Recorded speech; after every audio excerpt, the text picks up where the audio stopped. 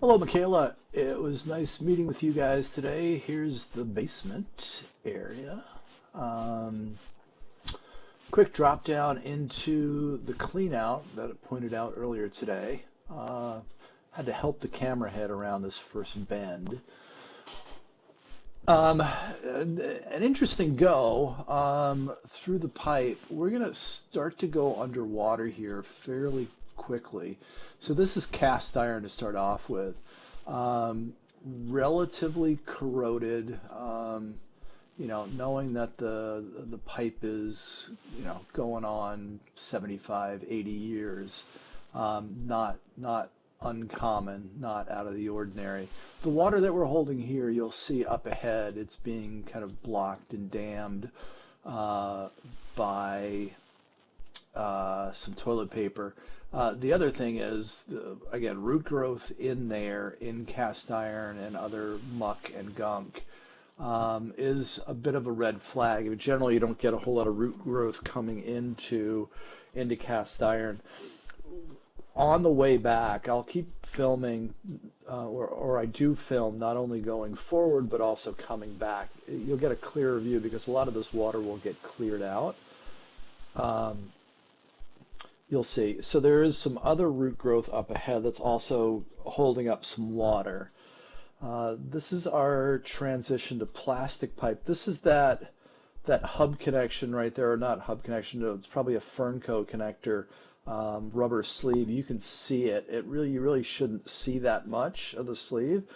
That is another bit of a red flag. It's holding right now, but that is definitely suspect. You should have a much tighter fitting there. Plastic in here, PVC.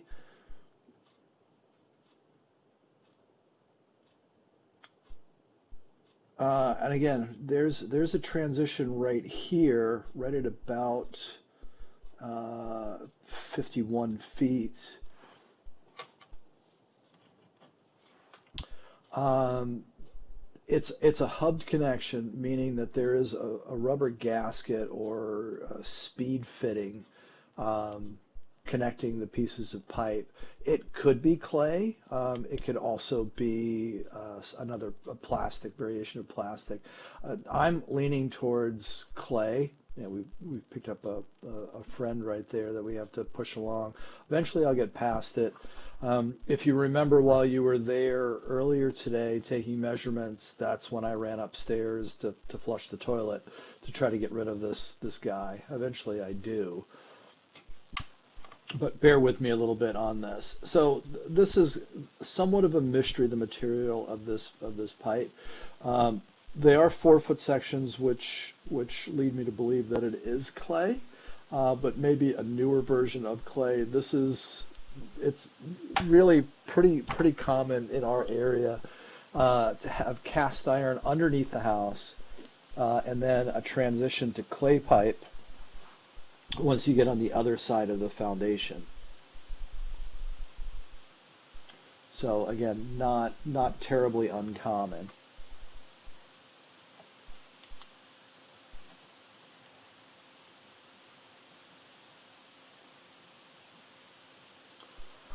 Hang in there for just a minute.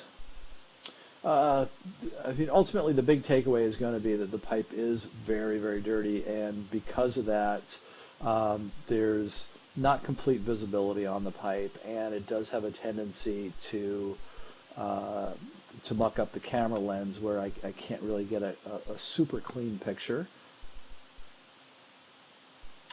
Ultimately, the recommendation is going to be to have the pipe cleaned. Really what we want to get eyeballs on is especially that first area, roughly around the 30-foot mark or so, and see what's going on there. If that's just a collection of gunk and grossness that's accumulated over the years, or if there's something deeper. Again, not normal to have uh, roots growing in on a cast iron section.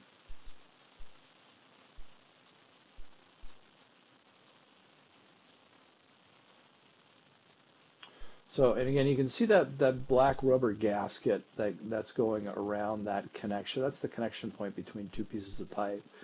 Um, that again would lead me to believe, again, and the length of it, it's really hard to tell. I mean, we switch back right here. There's about a 4 or 5 foot section of cast iron pipe. So we go back to cast iron. Um, and this is plastic right here. It's obvious that you can see that. So we switch back to plastic at about 116 feet.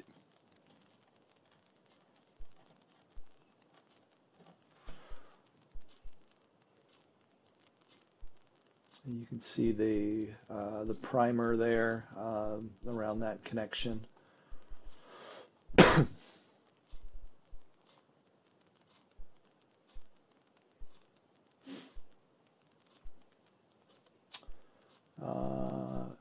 Cobwebs would be my guess on those guys right there.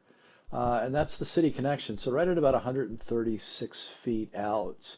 Um, got out there without any problems. Nothing blocked the forward progress. There were no big offsets in the pipe where I had to struggle to jump over it.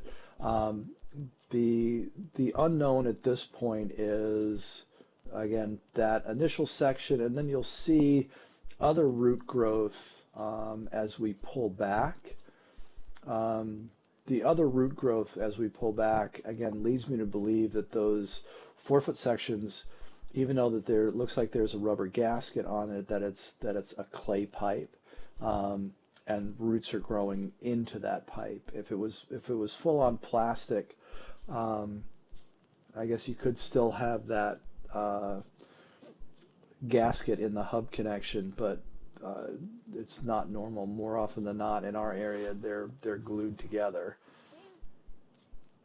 I'll stay with you as we pull back, just to kind of talk over a couple of points that we'll be able to see better on the return trip.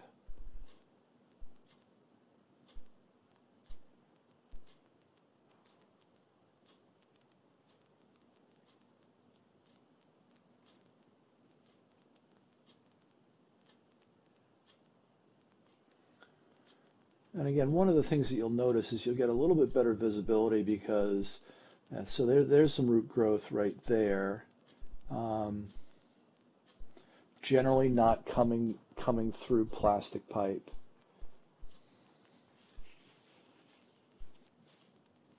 Again, that's the muckiness that I was talking about that kind of clogs up my camera head.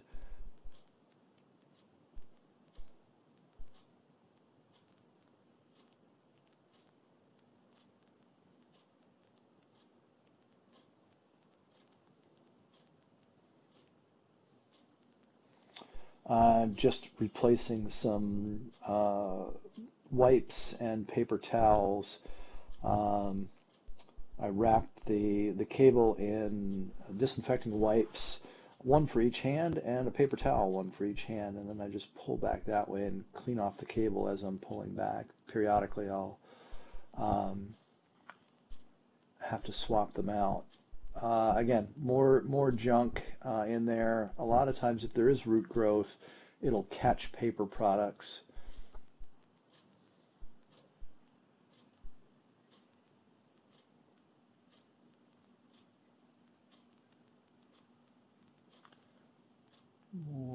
More junk in there being held.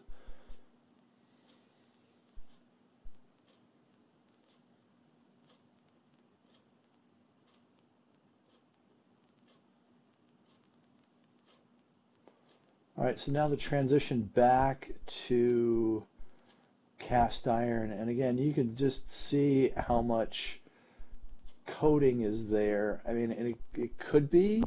This is again more suspect, where you've got lots of roots, um, lots of buildup in that section of pipe.